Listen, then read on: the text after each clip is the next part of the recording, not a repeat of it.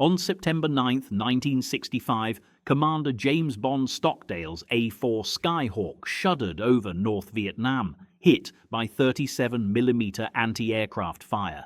With hydraulics failed and the stick dead, the aircraft commander of Carrier Air Wing 16 had no choice but to eject. Tumbling at 3,000 feet, his parachute deployed violently, painfully shattering his left femur as his knee struck the instrument panel. He landed outside a village, the impact sending searing pain through his body. Stockdale, unable to stand, was immediately surrounded by enraged farmers. They beat him with hose and bamboo poles, a rifle butt to his temple, stripping him of his gear and kicking his broken leg. Screaming, a rope was thrown around his neck, and he was dragged through the village, the beatings continuing for hours without medical care or water. On the third day, North Vietnamese army regulars brutally loaded him into a truck for a 2-day journey to Hanoi. His leg remained unsplinted, his body covered in infected wounds. The trip was a fever dream of cratered roads and guards abuse. At a temporary holding facility, he joined other American prisoners, their faces swollen and eyes hollow. A Vietnamese medic roughly set Stockdale's leg without anesthesia, applying a filthy cast that offered no hope of proper healing. Stockdale passed out from the agony. Hoa Lo Prison, ironically dubbed the Hanoi Hilton by Americans, stood as a French colonial fortress turned into a hellish prison. Built in 1896 for Vietnamese revolutionaries, its thick masonry walls now held American pilots. Guard towers overlooked concrete courtyards, walls topped with broken glass, and iron gates clanged shut behind Stockdale's truck with a final tomb-like sound. Processing involved standing on his ruined leg as guards clinically catalogued his injuries, photographed him, and took fingerprints. He was assigned a prisoner number, given striped pajamas, and led through a maze to a cell in Heartbreak Hotel. The cell was a 6 by 8 foot concrete box with a high barred window, a bucket for waste, and a solid door with a small pass-through slot. Darkness enveloped him when the door closed, save for a sliver of light from the window. The 90-degree Hanoi September heat and suffocating humidity made the air feel solid, and his cast already stank of infection. That first night, Stockdale understood Hoa Lo's true nature. It wasn't just a POW camp, it was a psychological battlefield. The Vietnamese, having studied communist interrogation techniques from Korea and China, used isolation to break men, torture to extract false confessions, and propaganda to turn broken prisoners against their own country. Through the walls, Stockdale heard an hour of screaming, followed by silence, and then the dragging of a tortured man past his cell. This was not mere imprisonment, it was psychological warfare. The daily routine was deliberately cruel. Dawn brought guards hammering on cell doors, followed by roll call and loudspeakers blaring Vietnamese propaganda and anti-war activist recordings. Breakfast consisted of a ball of rice mixed with pebbles, rat droppings and occasional rotting vegetables, all served through the door slot with a cup of water. Lunch and dinner were identical starvation rations designed to weaken, not kill. Stockdale's weight plummeted. Absolute silence was enforced. Any communication meant punishment. Talking earned beatings with bamboo rods or sand-filled rubber hoses. Tapping codes on pipes resulted in leg irons. This isolation aimed to destroy military cohesion, reducing each man to an isolated unit focused on survival. Interrogations began in his second week. Stockdale was dragged to the knobby room, forced to kneel on its raised floor tiles. An interrogator, Rabbit, questioned him about aircraft carriers and mission profiles. Stockdale provided only name, rank, service number and date of birth as per the code of conduct. Rabbit signalled guards, who twisted Stockdale's arms, kicked his broken leg, and struck his head with rubber hoses for 4 hours. Stockdale gave nothing, returned unconscious to his cell. The propaganda efforts were clear.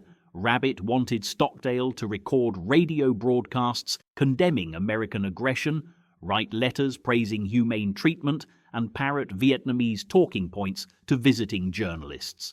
Stockdale refused every request, each refusal escalating the torture. By October 1965, Stockdale recognized himself as the senior-ranking officer SRO among the increasing American POW population at Hoa Lo. More pilots arrived weekly, undergoing the same brutal processing.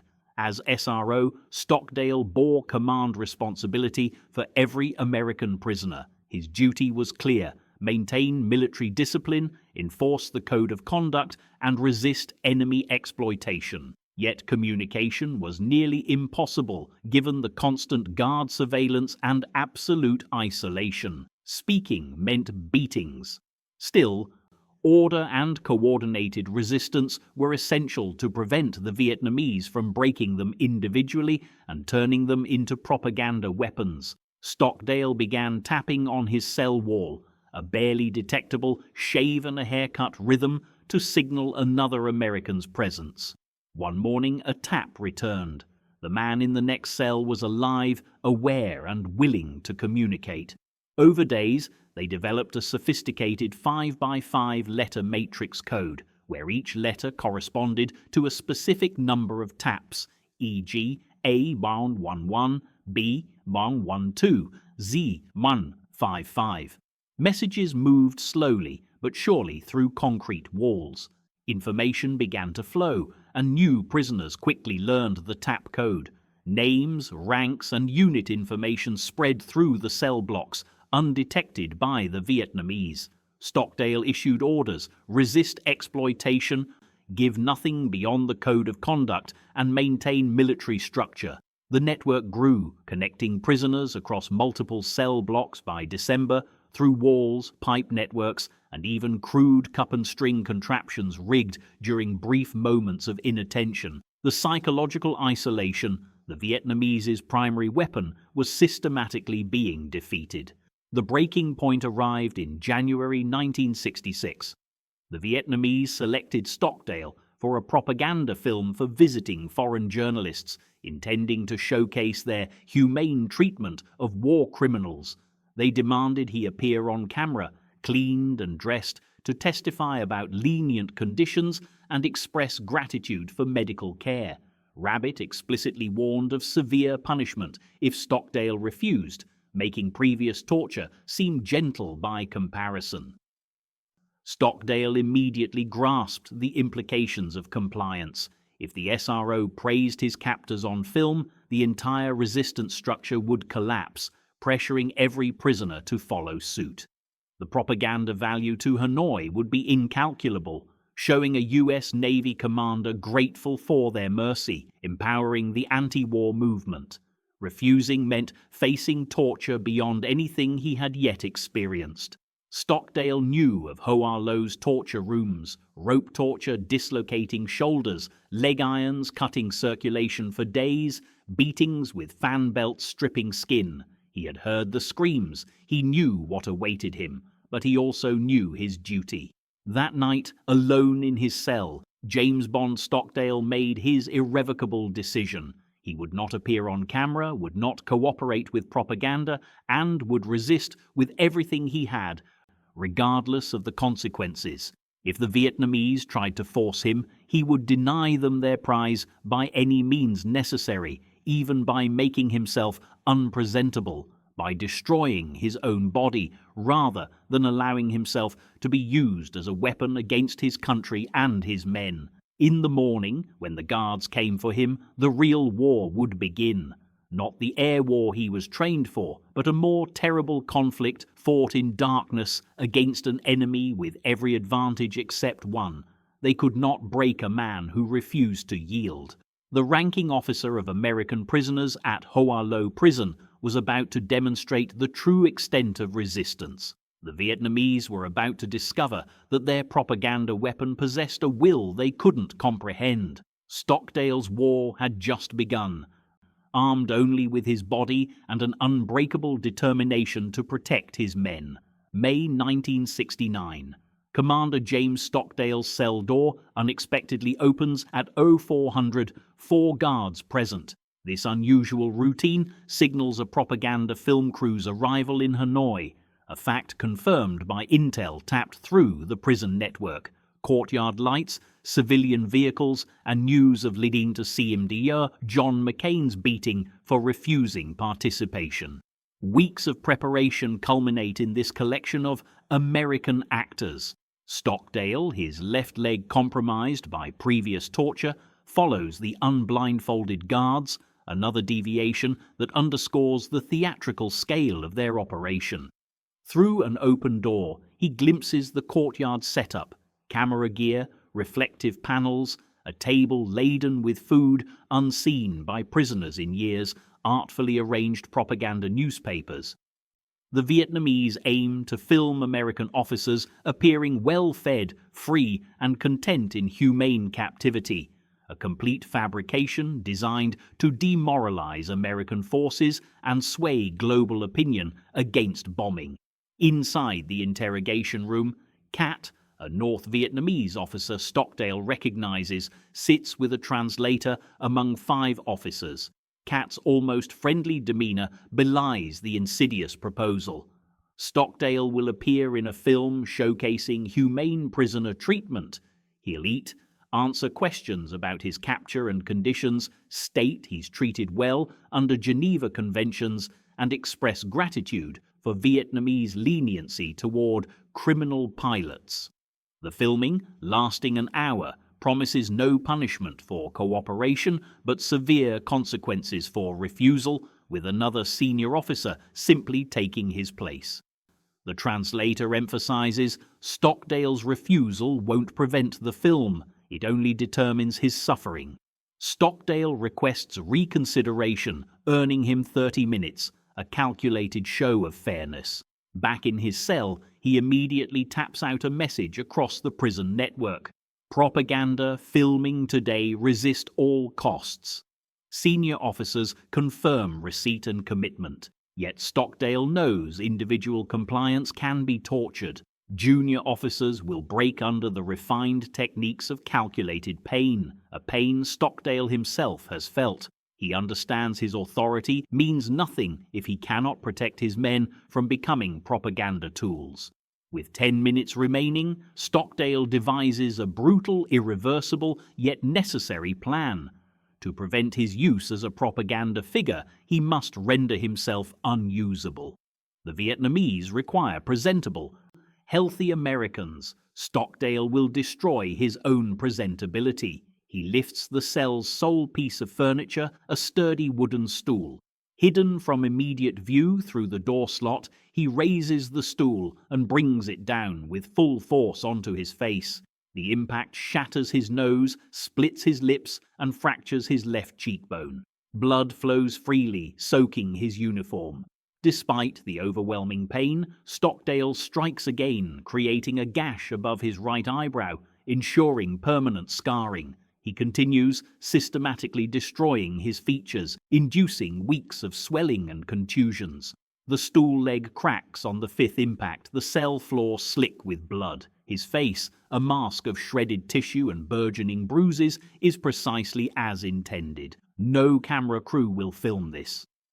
No propaganda officer will present this face as evidence of humane treatment. He has made himself useless, setting a standard for resistance that will protect other American prisoners. The guards hear the impacts. They open the door to Stockdale, bloodied, holding the broken stool, his face grotesquely swollen. Frozen in shock, one guard eventually runs for the officer on duty, while others restrain Stockdale. Cat arrives quickly with the prison commander. Seeing Stockdale's destroyed face, they grasp the magnitude of his act, their meticulously planned propaganda operation sabotaged by unanticipated self-destruction.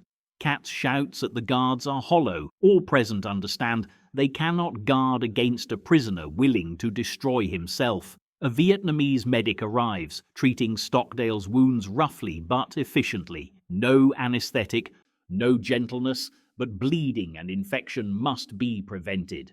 A disfigured prisoner is useless for propaganda, but a dead one poses different, unacceptable problems.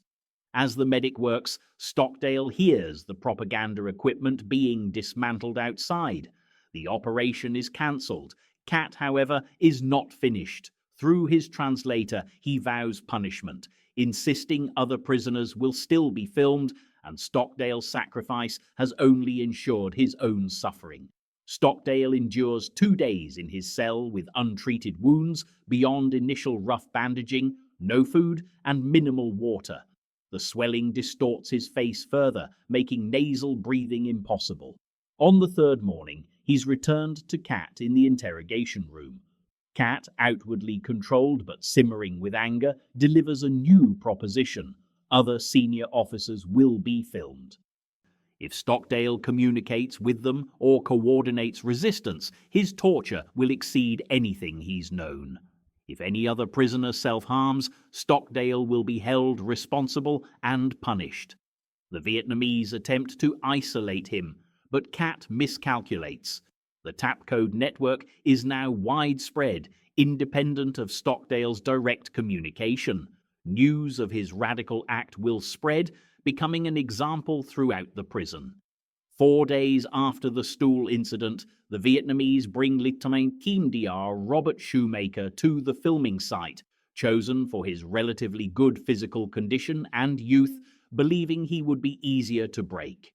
But Shoemaker has received the tap code message about Stockdale's action, and he understands the standard set. When ordered to sit, Shoemaker flips the table, scattering propaganda and staged food. He is beaten unconscious and dragged to punishment cells. Filming is cancelled again. The next day, Lieutenant Dr. James Mulligan, another chosen prisoner, remains silently defiant until frustrated cameramen give up. This pattern repeats with 3 more prisoners that week. Each resists, none cooperate. Torture breaks men, but not into presentable propaganda subjects. The entire operation collapses. Stockdale's demonstration proves Americans prefer self-destruction to serving enemy purposes. Retaliation comes June the 4th, 1969. Stockdale is taken to Calculus, the brutal punishment wing. Secured in leg irons, arms bound, he endures a 4-hour systematic beating by specialized torturers. Ribs fracture, knee ligaments tear further, his mangled face takes fresh damage. Through the agony, Stockdale clings to one thought. They are torturing him because the resistance is working. His sacrifice has forced them to waste resources punishing him, validating his example's impact on the entire prisoner population. After the torture, Stockdale, barely able to move, crawls to the wall. His fractured ribs make breathing agony. His hands are numb. He taps, "Resist film, resist film, resist film." Confirmation messages return, "Received, understood, resist." The network and the resistance hold. 3 weeks later, the Vietnamese make their final attempt.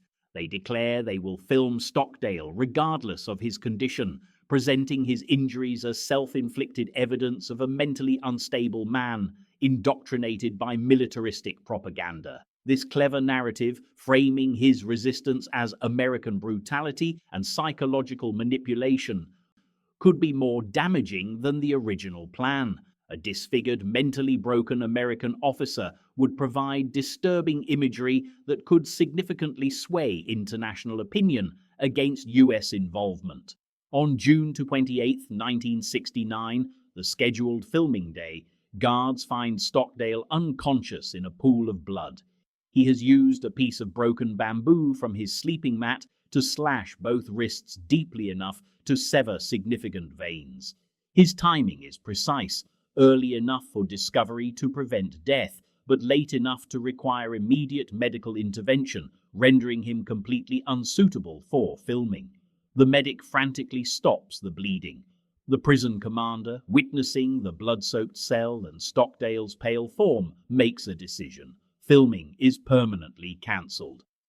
No propaganda value can be extracted from a prisoner willing to kill himself. International observers would ask too many questions about such desperation. 12 hours later, Stockdale regains consciousness, weak but alive, in a new cell under constant guard. Cat visits, barely suppressing rage. Stockdale has won this battle, but earned harsher treatment, no leniency, and daily punishment.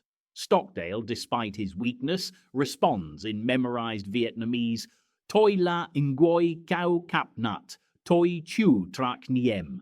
I am the senior officer. I am responsible. A declaration of his acceptance of leadership's consequences, his suffering the price of protecting his men. Cat stares, then leaves without a word. The propaganda campaign has utterly failed. Not a single usable frame of film captured. Though other psychological warfare methods will follow, the Vietnamese will never again try to parade American prisoners on film as evidence of humane treatment. James Stockdale has established the cost. American POWs will self-mutilate, slash their wrists, choose death over cooperation. His resistance network, fueled by his sacrifice, will endure through years of captivity. But in this moment, alone, weak, disfigured, bandaged, Stockdale faces the immediate question. Can he survive the coming punishment and maintain the resistance under severe scrutiny? 15 to 998 words. On February the 13th, 1973, Commander James Bond Stockdale, service number 506580, landed at Clark Air Base in the Philippines. He emerged from the C-141 Starlifter unable to walk, supported by 2 Air Force medical personnel. Stockdale, who had weighed 180 pounds at his shoot-down in September 1965, now weighed a mere 130 pounds. His left leg, shattered during ejection and never properly treated, dragged uselessly. Visible scars from self-inflicted wounds, including those from beating himself with a wooden stool to resist torture, marred his scalp. His wrists bore permanent rope burns, a testament to years spent in leg irons and torture ropes. At 50, he appeared 70. Yet when asked about his condition, Stockdale's response was sharp and unwavering. Ready for debriefing, doctor. The men need documentation of what happened in there. Within 6 hours, Stockdale was meticulously cataloguing information for naval intelligence officers. His photographic memory, honed during years of silent communication using the TAP code, provided an unprecedented intelligence windfall following Operation Homecoming. He precisely detailed torture techniques, guard rotations, and prison layouts, and confirmed the survival of 287 fellow prisoners through the TAP code network. He drew accurate maps of the Hanoi Hilton and identified guards susceptible to bribery, along with prisoners requiring immediate psychiatric evaluation. His debriefing lasted 16 hours, during which he refused morphine, prioritizing clarity over comfort. A comprehensive medical examination at Balboa Naval Hospital in San Diego revealed the full extent of his ordeal. His left leg had healed incorrectly, 4 bones malaligned. He suffered permanent nerve damage in both shoulders from rope torture, 15% hearing loss from repeated blows to the head, and chronic arthritis in both hands due to prolonged use of leg irons. The self-inflicted wounds on his scalp and face had left permanent scars. Doctors recommended immediate leg surgery, but Stockdale postponed it for 3 weeks. He dedicated this time to completing intelligence debriefings and visiting the families of the 591 returning POWs he could reach. On March 4, 1973, he appeared at Andrews Air Force Base, walking with a cane to greet the final flight of returnees.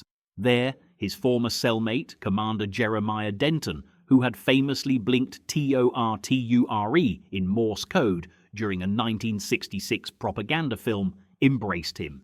"You kept us alive, Jim," Denton said. Stockdale, ever humble, replied, "We kept each other alive. That's what the TAP code was for." President Richard Nixon awarded Stockdale the Medal of Honor on March 4, 1976, in a White House ceremony. The citation highlighted his valiant leadership and extraordinary courage in a hostile environment, acknowledging his establishment of a prisoner resistance organization, his unwavering refusal to participate in propaganda despite severe torture, and his acts of self-mutilation to prevent enemy exploitation. This medal joined an array of other honors, including 4 Silver Stars, 2 Distinguished Flying Crosses, 2 Bronze Stars, 2 Purple Hearts, and 4 Air Medals. Crucially, the citation omitted a significant detail: the classified back U.S. resistance policy he originated. This acronym, bow in public if forced, admit no crimes, counter enemy propaganda, keep faith with fellow prisoners, unity over self, survive with honor, was developed through tap code communication and Stockdale's leadership, becoming a foundational element of modern code of conduct training. His methods of feigning insanity, such as slashing his wrists with broken glass and beating his face with furniture to avoid propaganda appearances, were documented in classified reports that later shaped SEER, survival, evasion, resistance, and escape training for decades. Stockdale retired from the Navy as a Vice Admiral on September 1, 1979, after commanding Carrier Air Wing 16 aboard the USS Hancock and serving as president of the Naval War College. Despite 3 surgeries, his leg never fully healed, leaving him with a pronounced limp for the rest of his life.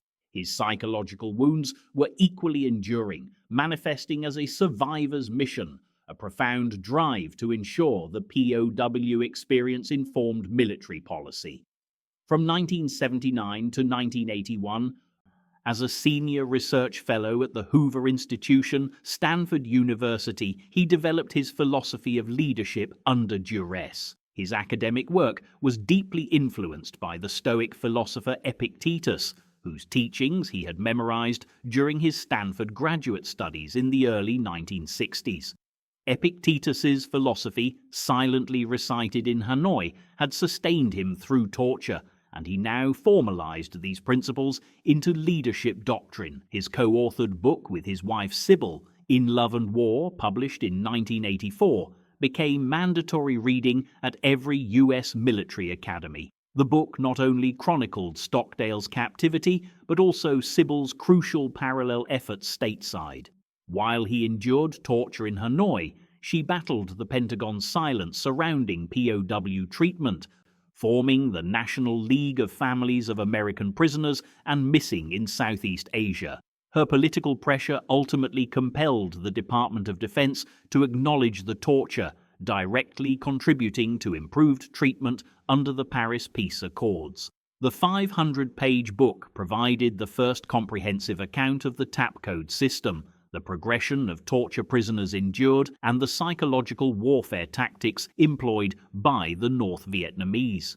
Military psychiatrists studying POW resilience frequently cited specific passages. Chapter 7, detailing Stockdale's self-disfigurement, became a key case study in extreme resistance, and Chapter 12's tap code methodology was integrated into survival training curricula. Some aspects of the book remained classified. Stockdale purposefully omitted the names of 3 Vietnamese guards who had secretly aided prisoners, fearing retribution against them or their families.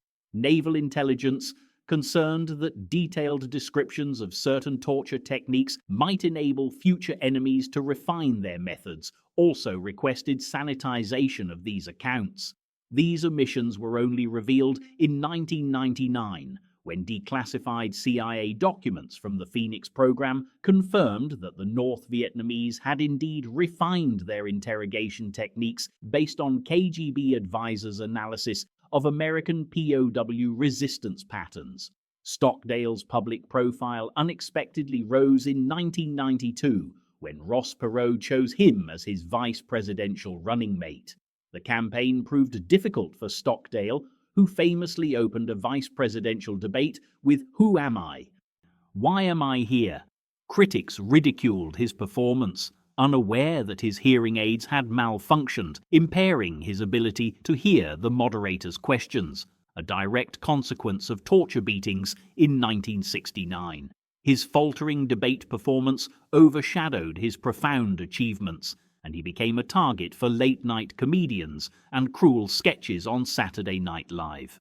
For a man who had withstood years of torture, the public mockery was a distinct kind of pain.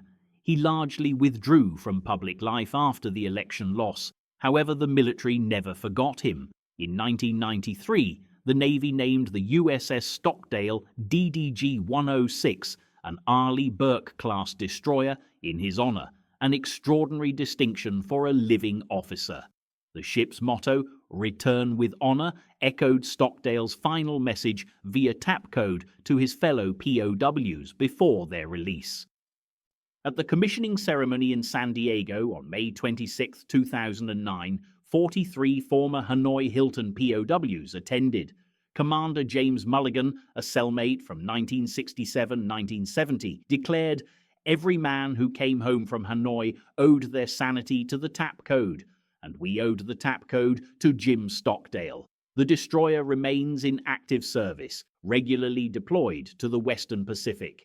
Modern SEER training at both the Navy's Brunswick main facility and the Air Force's Fairchild Base in Washington State integrates Stockdale's resistance philosophy into its core curriculum.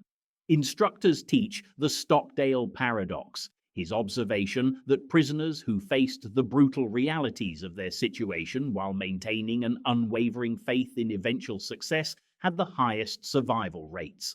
Conversely, those who clung to false optimism about quick release often crumbled under repeated disappointment.